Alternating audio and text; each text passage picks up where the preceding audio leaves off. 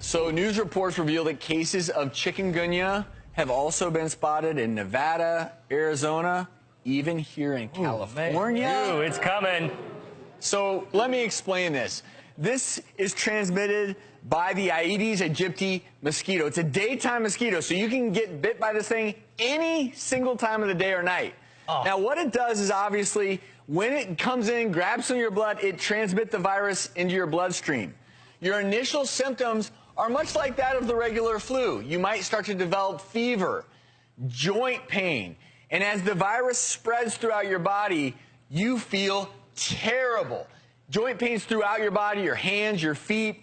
You can develop GI upset in addition to severe headaches. Oh, man. But the biggest thing, I mean, luckily it's not life-threatening in otherwise healthy people, but the biggest thing is you are literally doubled over in pain. Ooh. The pain is so severe.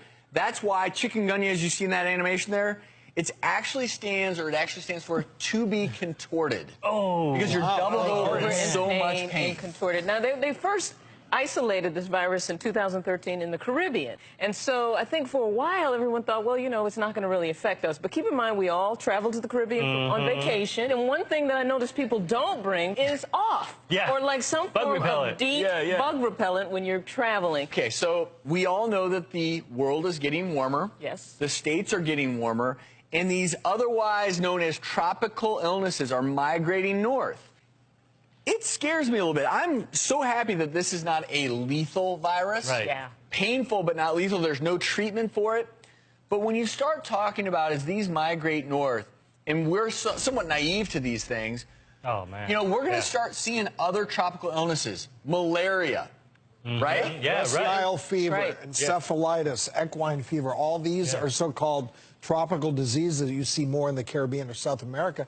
They're going to slowly creep north, though. So what's going to happen? You're going to go on vacation in Florida and be like, oh, did you take your anti-malarial? I mean, this is a potentially huge deal. Yeah. When we start going on vacation, or people who live in those parts of the country, when they start getting more and more of these severe tropical illnesses, I think our country's going to wake up and realize that, you know, when I start talking about climate change, one of the reasons I get passionate is because, look, regardless of how you feel about it, it changes illness in this country. Oh, for sure, it changes the types of diseases that we're exposed to.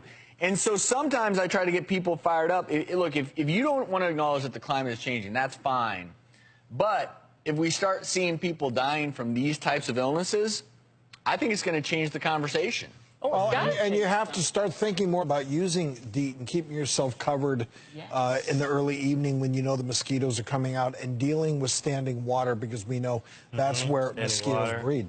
It's crazy. This mosquito can breed in a tablespoon of water. So if you have one little area out in your backyard, a tablespoon. Right. That's nothing. Yeah. That is nothing. They just eat like the children's pool, you know, or you have your Frisbee out and it rains, and then it collects in the Frisbee, and that's a breeding ground for mosquitoes. So be aware, right? Make sure there's no holes in your window screens. Wear long, as much as you can, breathable, long clothing.